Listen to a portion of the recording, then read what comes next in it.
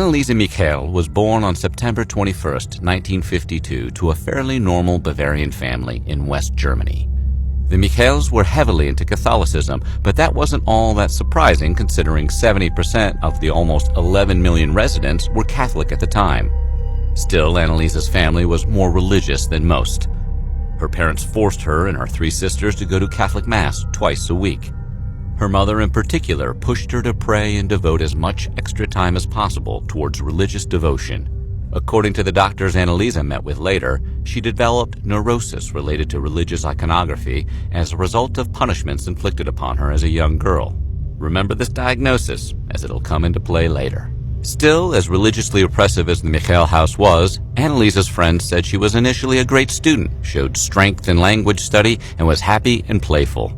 That constant helicopter parenting and strict religious upbringing she had to endure would come back to haunt the family, almost literally several years later. Whether it was possession or mental illness, Anneliese's condition began rather gradually over a period of years. While at school one day in 1968, a then 16-year-old Anneliese unexpectedly blacked out for a few minutes. During this first documented blackout, her classmates said she fell into a trance-like state. Anneliese says she didn't remember the event and claimed she was fine after the ordeal, but the same night she woke up feeling like there was a presence pressing heavily down on her body, and then went to bed. Anneliese's parents kept her home the following day, and it seemed like it was a one-off occurrence. Anneliese said she felt fine, and she was until August of 1968. Less than a year later, Anneliese experienced a similar episode and was taken to a local hospital to determine what had happened. Her doctor, Dr. Vogt, referred her to a neurologist, Dr. Siegfried Luthi. After an examination and a series of tests, Dr. Luthi couldn't find anything wrong with her brain function. Physically, Anneliese seemed completely healthy, a clean bill of health. It wasn't until sometime in February of 1970 that Anneliese experienced a third event. After catching tuberculosis and spending months in a hospital, Anneliese had her third blackout. When the other patients in the hospital found out she had wet her bed during her blackout, they openly mocked her and excluded her from any group activity. This third blackout was different, though.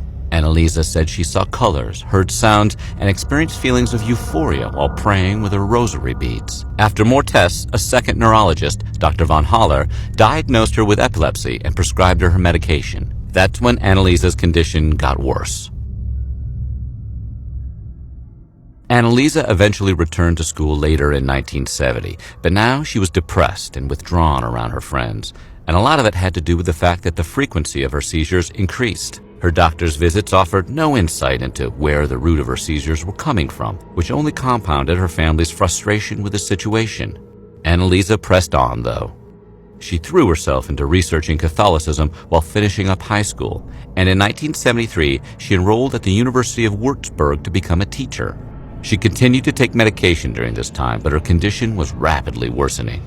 By mid-73, Anneliese experienced hallucinations while praying and believed she was damned. She was obsessed with the idea that the devil was inside her and began to see a priest along with her doctors.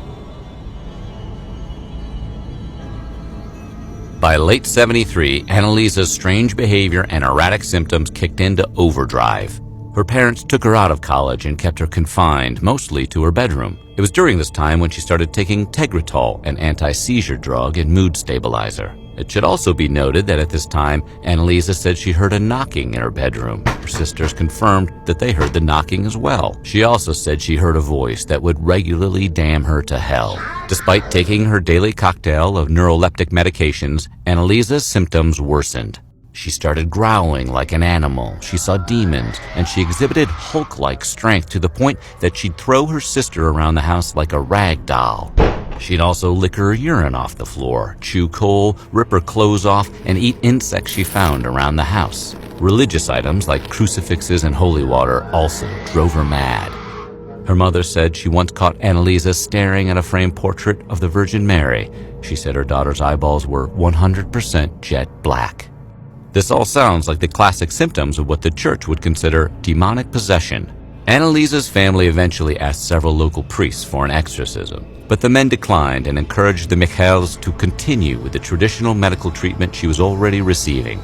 Besides, it wasn't that easy. A Catholic exorcism required the bishop's permission.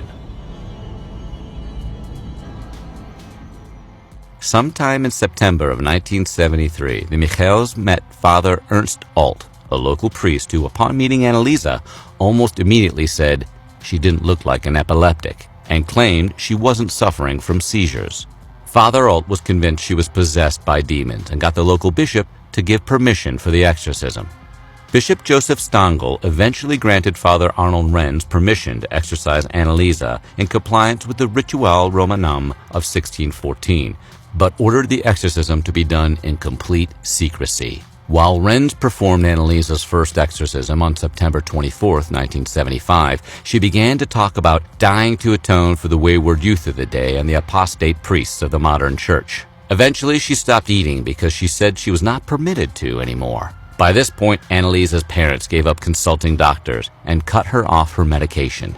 Instead, they relied solely on the exorcisms, 67 exorcisms in all, over an 11-month span in 1975 and 1976, to be exact. It wasn't unusual for Annalisa to endure 2 sessions a week, some sessions lasting up to 4 hours. And in audio recordings from the sessions, you can clearly hear Annalisa's distorted guttural voice. She growls like a wild beast, and you can hear the utterances she made in response to the religious ritual. And these all sound super creepy.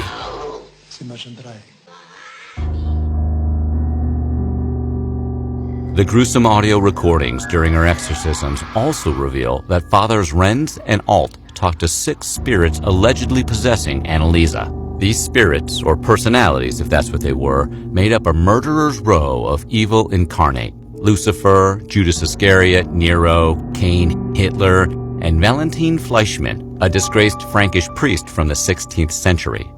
Given Annalisa's history with religion and her obsession with Christian teachings, there were later theories that Annalisa chose these figures intentionally. It's almost impossible not to agree. Despite being pretty much skin and bones at this point, Annalisa still had to be held down while her exorcisms took place. This abuse, along with a lack of medical treatment and food or water, took a toll on her body, and she died at home on July 1st, 1976. On her death certificate, it read that Annalisa ultimately died of malnutrition and dehydration, though her autopsy revealed she also had fractured teeth, 2 black eyes, and bruises on her hands, arms, and wrists. She also had broken knees and numerous wounds on her body.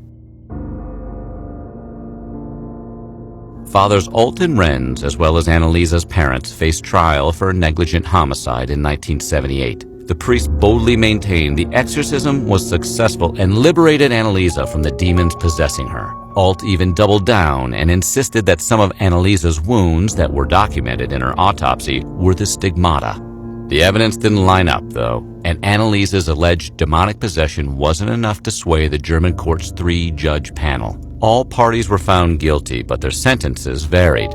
Alt and Renz were charged with manslaughter and given 6 months in prison with suspended sentences. Annalisa's parents received no punishment, as the German legal system deemed they had experienced enough suffering.